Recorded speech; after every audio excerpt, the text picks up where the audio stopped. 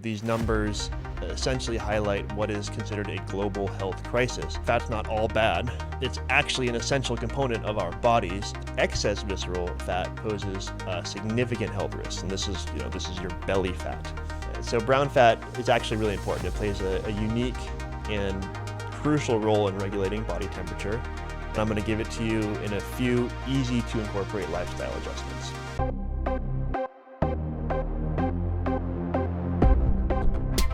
Welcome to the Superhuman Blueprint Podcast. Welcome to the Superhuman Blueprint Podcast. I am your host, Drew Griesel, and today we are going to dive deep into a pretty heavy topic, fat. Specifically the fat on your body, not the fat that you consume. So we're going to talk about the different types of fat, their many risks, the few benefits they hold, and we are going to talk about some low-hanging fruit on things that you can do to manage your own fat and body composition. So make sure you stick around to the end of the episode. Okay, before we jump in though, a quick reminder to please subscribe to our podcast, share it with your friends and family. Knowledge is power, folks, and we are here to empower you and your loved ones to become the best versions of yourselves. Just to make sure we're on the same page, I am going to be using the words overweight and obese. You've all heard these, but let's talk about it. These terms are ratings on a scale called the Body Mass Index Scale, or as most of you have heard it, BMI. The BMI scale is an extremely simple way of classifying body composition using height and weight, and honestly, it doesn't always reflect actual fat mass. It's a broad generalization. So while BMI is a useful tool for population level assessments, it does have its limitations. It doesn't take into account factors like muscle mass, bone density, or various other types of body composition factors, which can vary widely among individuals. So keep that in mind, but it is still the general standard that is used, so that's what we're going to reference throughout our discussion on fat. So why are we even talking about body fat today? The thing is, folks, the prevalence of excess body fat in our society is huge, and it's still growing. According to the World Obesity Federation, as of their last update in September of 2021, nearly 2.2 billion people worldwide were classified as overweight. With a global population of around 8 billion, that's over 27% of the entire population of the world. And of those 2.2 billion, over 700 million of them were considered obese. So these numbers essentially highlight what is considered a global health crisis that's been going up and up and up for decades. The global health crisis is marked by a massive increase in the prevalence of obesity-related diseases, which then in turn places a significant burden on the healthcare systems across the world in countries where these conditions are more prevalent. And it puts a lot more money in the pockets of big pharma, if you care about that type of thing, because their profits increase as the world population's health decreases. So let's talk about the two biggest contributors to the decline in healthy living. Or should I say, let's talk about the degradation of our lifestyles. That's our dietary lifestyle and our active lifestyle. So, according to an article from the American Journal of Clinical Nutrition, which is titled Sugar-Sweetened Beverages and Weight Gain in Children and Adults, a Systematic Review and Meta-Analysis. I know, it's a long title. Doesn't matter. What this article says is modern diets have shifted towards convenience and processed foods, which are convenient, which are also often high in sugar, unhealthy fats, and high caloric content. These dietary changes result from our busy lifestyles, the increased availability of things like fast food and junk food, and aggressive marketing by the food industry. Not only is the marketing aggressive, but many of these ultra-processed foods are literally manufactured to trigger the pleasure centers in our brains and almost make them addictive. Think about it. They strike that perfect balance of sweet and salty. They have that satisfying crunch. It's all manufactured with the goal of leaving you wanting more. Today's episode is brought to you by PowerPlate. Vibration therapy, usually delivered through platforms like PowerPlate, offers a wide range of potential benefits for physical health and well-being. I'm talking enhanced muscle strength, improved circulation and blood flow, increased flexibility and range of motion, faster recovery from soreness and injury, and one of the coolest benefits, which is leveraged even by astronauts, is enhanced bone density. How cool is that? For me personally, any workout I do while standing stationary is done on my PowerPlate vibration platform. PowerPlate uses something called triplanar vibration, which is superior to other vibration platforms. It's really interesting. When I stand on it, it almost feels like gravity increased, like I'm being pulled towards the ground, which puts a unique spin on doing your traditional bodyweight workout movements like squats and push-ups and really anything you can do while standing still. So pick up your PowerPlate at powerplate.com/primal and use code PRIMAL for 20% off the PowerPlate vibration platform. Again, that's powerplate.com/primal. Use code PRIMAL for 20% off. Regarding our active lifestyles, or rather our sedentary lifestyles, according to a peer-reviewed article from The Lancet titled Physical Activity Series Working Group, Global Physical Activity Levels, Surveillance, Progress, Pitfalls, and Prospects. Okay, again, doesn't matter. What it says is we've seen advances in technology such as the prevalence of smartphones, video games, and honestly, desk jobs. These things have led to a significant reduction in physical activity. So with the world at our fingertips, people now spend more time than ever sitting, sedentary. To illustrate the magnitude of the problem, let's compare the situation in the United States between the 1950s and today. So in 1950, approximately 24.1% of the U.S. population was considered overweight. Contrast that with recent data, which suggests that over 70% of American adults are now either overweight or obese. 24 to 70. This stark increase over the decades highlights what is a substantial shift towards unhealthy lifestyles, and honestly the need for some serious strategizing to combat this obesity epidemic. But let's talk about fat. Okay, that's statistics. Let's talk about fat. So what does fat do? What is fat? Why does it even matter? And fat has a bad rap, and honestly, fat's not all bad. It's actually an essential component of our bodies, serving a few, not a lot, but a few crucial purposes. In fact, maintaining some degree of body fat is essential for optimal health. So I'm going to go over a few of these benefits, all right? So benefit number one. The most well-known benefit of body fat is that it can be used as an energy source. You've heard of keto, right? The body burns fat for energy through a process called lipolysis. This process is regulated by various hormones and enzymes, and through this process, the body is constantly using a mix of carbohydrates and fat for energy. And depending on certain activities, certain factors like activity levels, your diet, your individual metabolic rate, when your carbohydrate stores, which is called glycogen, are depleted, the body then relies more heavily on fat for energy.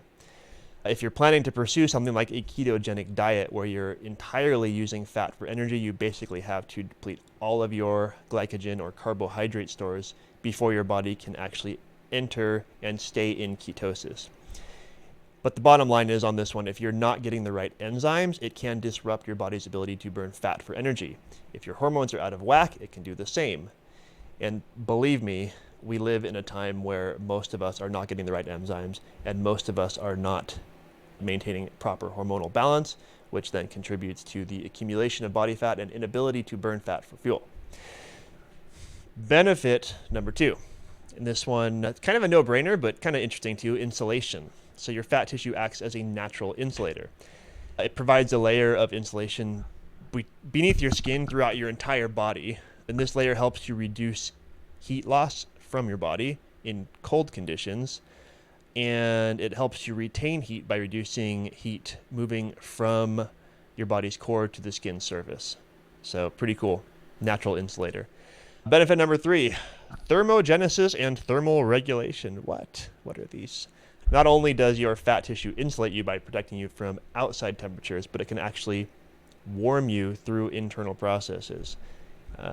The body's an amazing thing, folks. So fat tissue can contribute to heat production through a process called thermogenesis. And this is basically where fat tissue activates to generate a certain amount of heat, helping to keep your body temperature stable. So when your body senses that it is becoming too hot, it can promote heat dissipation through certain mechanisms like sweating. Or on the flip side, in cold conditions, aside from simply insulating you, your body can conserve heat by reducing the blood flow to the skin and activating something called brown fat, which we'll explain in a bit. So fat does some pretty cool things. All right, benefit number 4, it also insulates your vital organs within your body.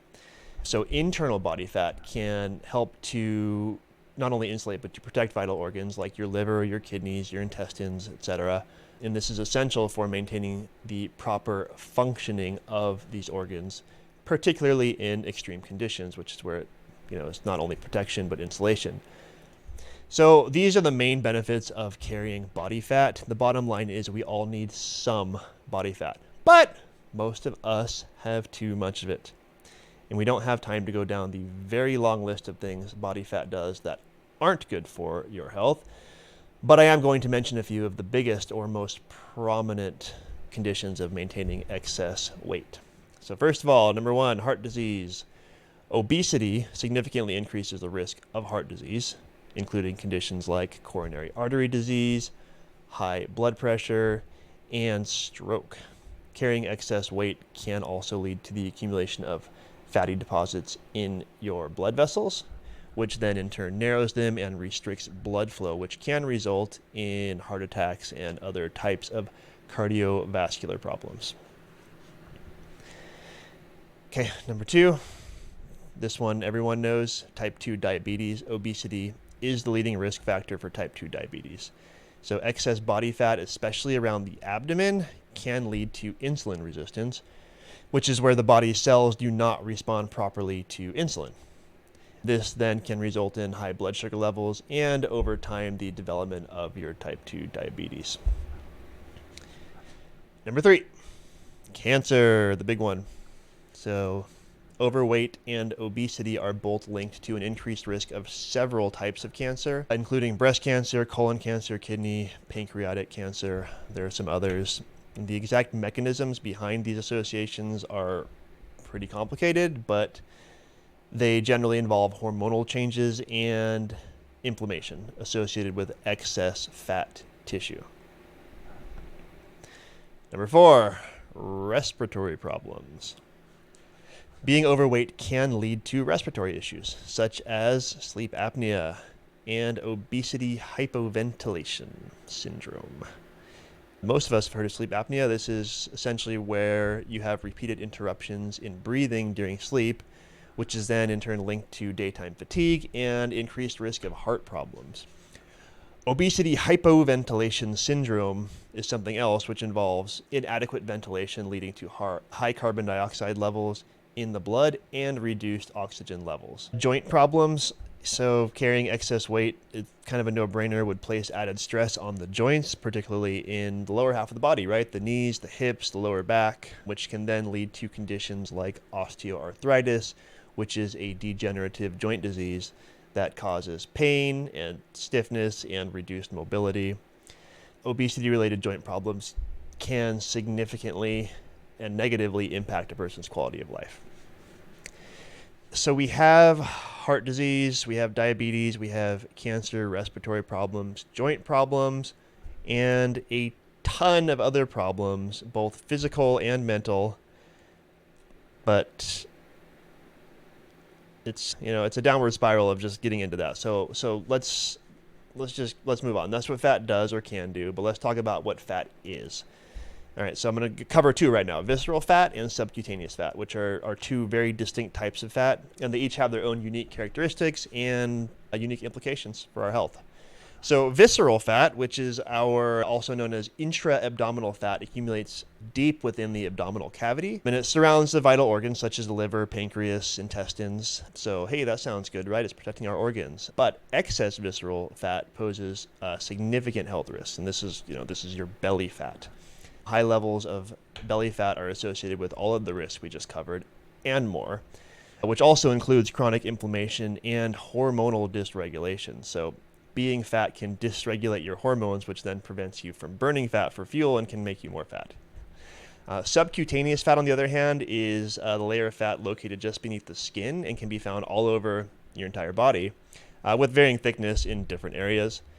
Like visceral fat, it accumulates as a result of excess calorie consumption, and it can be influenced by other factors like genetics and age and hormonal changes.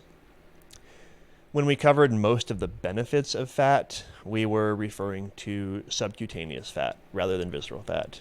This fat acts as insulation, helping to regulate body temperature across your whole body. It provides some cushioning and protection for your underlying muscles and bones. And subcutaneous fat is generally considered less harmful than visceral fat. In fact, having some subcutaneous fat is essential for overall health and well-being. So because of those benefits, we have to consider that it's good to have some fat, right? But let's break it down a little bit more. So we have visceral fat and subcutaneous fat, which describe where the fat is located on your body.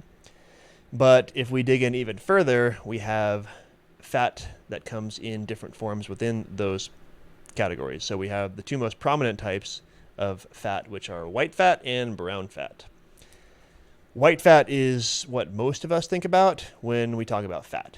It accumulates primarily as a result of excess calorie consumption. And when we consume more calories than our bodies need for energy, the surplus is stored as white fat. So this is how eating too much makes you fat, right? It gives you white fat. White fat primarily serves as an energy reservoir. It's the tissue in which your body stores excess calories in the form of triglycerides. And triglycerides can then be broken down and used for energy when needed. White fat also provides insulation to help maintain your body temperature and acts as a cushion to protect our organs from impact, which doesn't sound so bad, right? That's the benefits that we talked about. But while white fat is essential for energy storage and insulation, we need some. Excessive accumulation can then lead to what we think of as looking fat or carrying excess weight and all of the health risks that we've already covered. Brown fat, on the other hand, is a specialized type of fat that differs significantly from white fat. Brown fat is actually pretty cool. It is often considered the good fat, and unlike white fat, which accumulates due to excess calorie consumption, brown fat, let's check this out, brown fat is most abundant in newborns. Everyone loves fat babies, right? But brown fat does gradually decrease with age. And it is primarily located in specific regions of the body, which you probably wouldn't guess, areas such as the neck, the upper chest, and along the spine. So brown fat is actually really important. It plays a unique and crucial role in regulating body temperature. And unlike white fat, which stores energy in the form of triglycerides, brown fat is packed with mitochondria. I love talking about mitochondria. You know, mitochondria, right? The cell's powerhouse, which then, all these mitochondria within the brown fat enables it to generate heat. So when you activate brown fat, it burns calories to produce heat using thermogenesis, which we already talked about. So this can help in maintaining healthy body temperature, especially in your cold conditions. So it's helpful to have some of that brown fat. Unfortunately, the presence of brown fat in our bodies decreases as we age. And so, people don't all have the same amount of it. And researchers are still trying to figure out ways to harness its potential for weight loss and for your metabolic health. Bottom line, fat is an essential component of our bodies, and it's not all bad, but it isn't all good either. So we have to be able to strike that balance. Like I said earlier, knowledge is power, so you can take control of your health and make better choices. The low-hanging fruit for managing your fat is pretty straightforward, folks, but I'm going to give it to you in a few easy to incorporate lifestyle adjustments. So get your pen and paper and write this down. Here's a few things you can do. From a dietary perspective, there are a couple little non-drastic things you can do that shouldn't freak you out too much. This episode is brought to you by the Hack Your Sleep program. Are you tired of feeling drained, struggling to stay focused throughout the day? Is low energy impacting your work and your relationships? So many of our clients at Primal Wellness Coaching used to be there too, until we introduced them to the simple steps in the Hack Your Sleep program. And guess what? As a Superhuman Blueprint Podcast listener, we are going to give you access to this program absolutely free. This program isn't just about getting more sleep, it's about getting better sleep. Imagine falling asleep quickly and having nights filled with deep, restorative sleep. Say goodbye to those restless nights and wake up refreshed every day. These proven techniques will help you relax, clear your mind, and drift off into that peaceful embrace of sleep faster and keep you there longer.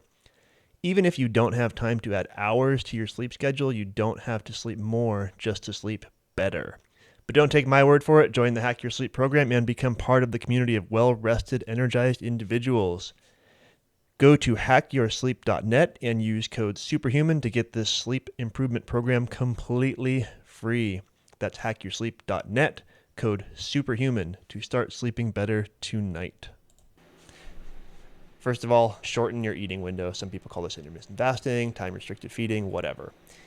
Essentially, if you usually start eating the moment you wake up, wait an hour or two and try to wrap up eating a couple hours before bed. Doing this has the potential to reduce your total caloric intake, and honestly, stopping eating a couple hours before bed can improve your overall quality of sleep for an added bonus, and it's been shown that poor sleep actually can impact weight gain. So kind of a little bit of a circle there. Second, make your meals and snacks more protein focused. You get more bang for your buck with protein in that it's reported to be more satiating, so you'll stay full for longer if you have more protein. There are less calories per gram of protein than fat, and you burn more calories from digesting protein than from carbs and fat. So the more protein that you consume, the greater it can also lead to the preservation of your lean muscle mass. Maintaining lean muscle mass also burns calories. So a protein-rich snack is going to get you a lot further. These are things like jerky, yogurt, cottage cheese, chickpeas, whatever. Just make sure there's no added sugar. Otherwise, you're really sabotaging the benefits of the protein if it's protein and sugar. Also, guys, skip the protein bars. They are basically candy bars in disguise. All right, let's move on from nutrition to movement. So the low-hanging fruit for movement is track your steps. There's a lot of things like this little ring I'm wearing that can do that. Track your steps for a few days and then add to it. So if you average 3,000 steps per day, set a goal of 4,000. Once you've done that, bump it up to 5. Ideally, you are getting an average of 8,000 plus steps per day. But give yourself time to get there. Don't try to do it all tomorrow, or it's going to feel forced and annoying, and you're probably going to give up. The other tip for movement is something called exercise snacks. And this is basically small bouts of exercise throughout the day. This is a good one if you can't carve out time to do a full workout, or the prospect of a full workout is intimidating for you. Maybe you just don't work out. Exercise snacks would be something like just stopping what you're doing and doing a quick 5 push-ups and 5 squats and then moving on with your day. If you do this 10 times throughout the day, guess what? You cranked out 50 push-ups and 50 squats, but it was only 5 at a time, so you recovered every single time. It actually works, folks, and it's easy. Bottom line on everything we talked about is it is time to rethink our relationship with fat, with our diets, and our physical activity. If you are overweight and you accept it as a condition of normal life, you may be cheating yourself out of years of health, and you may be subjecting not only yourself, but those that have to care for you to your decision to accept status quo. Hopefully, the things that we've covered in this podcast today have armed you with a little bit more knowledge of your own body fat and some things you can do to manage it and to stay healthy. In future episodes, we will dive in deeper into some of the things we talked about today, some specific strategies for managing weight, living healthier, and different things you can do to maintain a more active lifestyle. But remember, Being your best self doesn't just mean being healthy. It means being a person that is an asset to others through their own choices and influences. Think about that. Who's watching what you're doing and who is emulating what you're doing? All right, guys, that is it for today's episode of the Superhuman Blueprint Podcast. Thank you for joining me in this very heavy exploration of fat. I'm sorry, I had to do it again. I had to. Anyway, we talked about fat, its role in our lives. As always, friends, stay curious, stay active, and stay tuned in for more insights in our next episode. Be well.